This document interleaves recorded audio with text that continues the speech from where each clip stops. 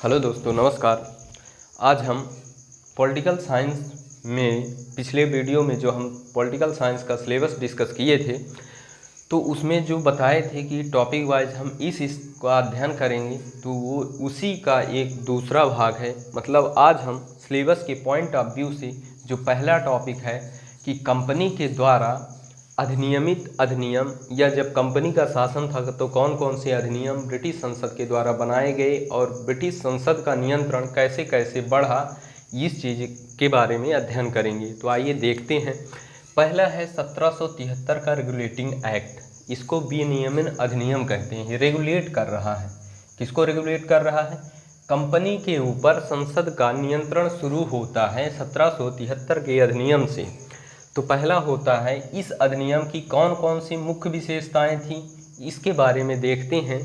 तो point wise दोस्तों केवल आप इतने पॉइंट नोट्स कर लीजिए। इतने पॉइंट में आपका ये एक्ट से संबंधित जो भी क्वेश्चन या प्रश्न बनेंगे उसमें आपको बेझिझक कोई भी डाउट नहीं रहेगा, सब कुछ क्लियर हो जाएगा। केवल इतने ही पॉइंट महत्वपूर्ण हैं। बंगाल के गवर्नर को बंगाल का गवर्नर जनरल का पद सृजित कर दिया गया। उसमें पहली नियुक्ति जो थी लॉर्ड वारेन हेस्टिंग्स थे। पहली नियुक्ति के रूप में लॉर्ड वारेन हेस्टिंग्स की नियुक्ति बंगाल के गवर्नर जनरल के पद पर की गई।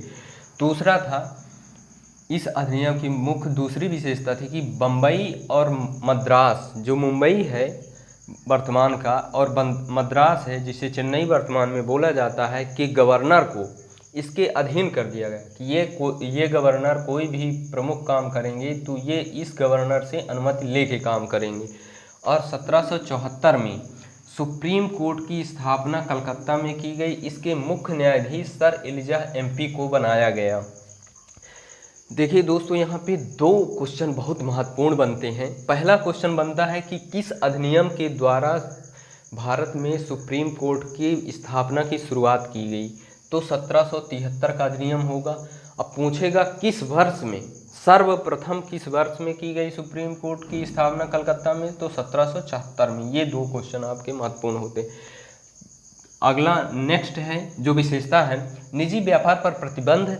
मतलब कंपनी के कर्मचारी निजी व्यापार नहीं कर सकते हैं। कंपनी के द्वारा जो अधिकारी नियुक्त और कर्मचारी आते थे तो वो अपना स्वयं का व्यापार चलाते थे, उनको उस व्यापार को एकदम प्रतिबंध लगा दिया गया इस अधिनियम के माध्यम से।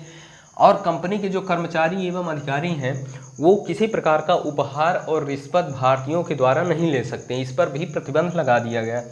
अब इसमें जो कमियां रह गई थी 1773 के रेगुलेटिंग एक्ट था, तो इस कमी को दूर करने के लिए ब्रिटिश संसद के द्वारा 1781 में एक्ट ऑफ सेटलमेंट नामक अधिनियम की शुरुआत, इसको अधिनियमित किया गया। तो इस अधिनियम की मुख्य विशेषता ये है कि कलकत्ता का जो गवर्नर जनरल था तो वो बंगाल को भी देखता था। जो बंगाल का गवर्नर जनरल था वो बिहार और उड़ीसा के लिए विधि भी बना सकता था। 1781 के एक्ट ऑफ सेटलमेंट के माध्यम से ये अधिनियमित ब्रिटिश संसद के द्वारा किया गया था। अब नेक्स्ट देखते हैं 1784 का पिट्स इंडिया एक्ट। दोस्तों, इसको पिट्स क्यों कहा जाता है? क्योंकि तत्कालीन ब्रिटिश पार्लियामेंट जो सरकार थी उसके प्रधानमंत्री थे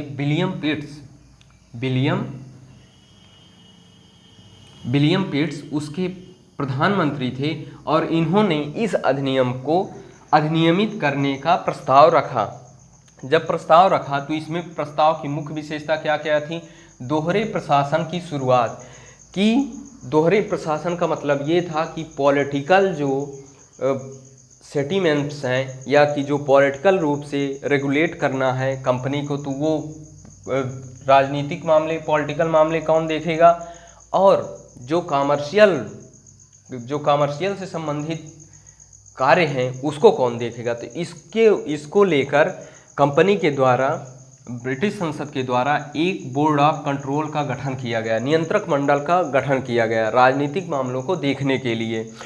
और बोर्ड ऑफ डायरेक्टर की तो पहले ही स्थापना हो चुकी। दोस्तों, किसी भी कंपनी की जब स्थापना होती है तो बोर्ड ऑफ डायरेक्टर की स्थापना के पहले की जाती, इसके बाद कंपनी का गठन किया जाता है। कंपनी जितनी बड़ी होगी, बोर्ड ऑफ डायरेक्टर उस हिसाब से उसमें मेंबर होंगे, 4 होंगे, 6 होंगे, लेकिन इसका एक पैमाना है। वर्तमान में भी कंपनी अधिनियम जो 2013 में अधिनियमित हुआ था, संशोधित किया गया था, तो उसमें वर्तमान में भी भारत सरकार के उसमें बनाया गया है कि एक कंपनी में कितने डायरेक्टर होंगे, कितने सदस्य होंगे।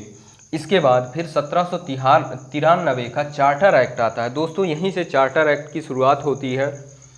इसमें देखिए दोस्तों, 2 चीज़ें समझ लेना चाहिए हमें। यहाँ पे ये सभी जो हैं ब्रिटिश संसद के द्वारा ही अधिनियमित किए जाते थे, और इनका प्रस्ताव जो है ब्रिटिश संसद के मेंबर या सरकार के मंत्री या प्रधानमंत्री के द्वारा रखा जाता था। लेकिन यहाँ से चार्टर एक्ट आएंगे जो ब्रिटेन के राजा या रानी के द्वारा निर्देशित, मतलब राजलेख। चार्टर एक्ट का हिंदी जो होता है वो राजलेख होता है, तो उनके राजाज्ञा के द्वारा ये अधिनियमित किए गए हैं। ये प्रस्ताव देते थे राजा के मंत्री कर्मचारी, और उनके माध्यम से ये अधिनियमित किए जाते थे। तो इसका पहले देखिए, बोर्ड ऑफ कंट्रोल की यहाँ पे स्थापना होती है 1784 में, और अगले अधिनियम में चार्टर एक्ट में 1793 में बोर्ड ऑफ कंट्रोल के कर्मचारियों का वेतन एवं भत्ते से संबंधित अब बात आती है। इसका गठन तो हो गया है, लेकिन वेतन और भत्ते कहाँ से दिए जाएंगे, तो भारतीय राजकोष से इसके वेतन एवं भत्ते बोर्ड ऑफ कंट्रोल के जो कर्मचारी एवं अधिकारी होंगे तो उनके वेतन भत्ते दिए। ये चार्टर एक्ट आगामी 20 वर्ष के लिए लागू किया गया। फिर आता है नेक्स्ट 1813 का चार्टर एक्ट आता है। तो इसके द्वारा कौन कौन सी महत्वपूर्ण विशेषताएं हैं, तो आइए देखते हैं। कंपनी के व्यापार एकाधिकार जो था, पहले जो 31 दिसंबर सन 1600 में जो ब्रिटेन के द्वारा ईस्ट इंडिया कंपनी को दक्षिण एवं दक्षिण पूर्वी एशिया के लिए व्यापारिक एकाधिकार दिया गया था, तो उसको समय समय पर बढ़ाया जाता रहा है। उसी का अगला कदम था कि 20 वर्षों के लिए ये चार्टर एक्ट के माध्यम से उसके व्यापारिक एकाधिकार को बढ़ाया गया था। दोस्तों देखते हैं धीरे धीरे कंपनी के शासन के ऊपर कैसे ब्रिटिश पार्लियामेंट स्थापित होती जाती है, मतलब वो पूरी तरह से अपने जकड़न में जकड़ लेती है। और आने वाले समय में देखेंगे कि 1858 में जैसे ही क्रांति होती है भारत में, प्रथम स्वतंत्रता संग्राम की क्रांति होती है, तो ब्रिटिश संसद इसका बहाना बना के पूरा नियंत्रण अपने अंडर में ले लेती है ईस्ट इंडिया कंपनी की, और पूर्ण रूप से उसका कंट्रोल ब्रिटिश संसद के अंडर में हो जाता है। तो यहाँ पे व्यापार एकाधिकार जो था उसको सीमित करते हुए कि आप चाय का व्यापार कर सकते हैं और चीन के साथ व्यापार कर सकते हैं।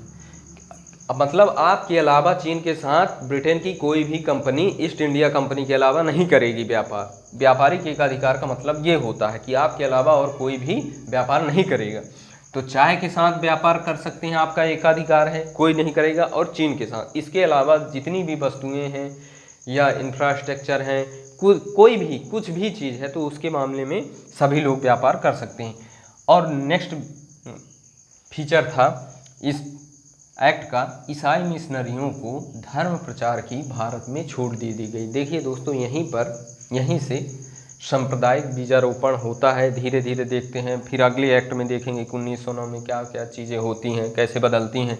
यहीं पर एक विशेष महत्वपूर्ण प्रावधान किया गया कि भारतीय शिक्षा में 1 लाख रुपए व्यय किया जाएगा प्रति वर्ष। लेकिन इसकी परिणति देखते हैं, वाद विवाद में उलझ जाता है, एंग्लो एवं प्राच्यवाद में, आंग्ल एवं प्राच्यवाद में। तो ये 1833 तक के अधिनियम में फिर आगे देखते हैं क्या प्रावधान किया जाता है। दोस्तों आज के लिए बस इतना ही।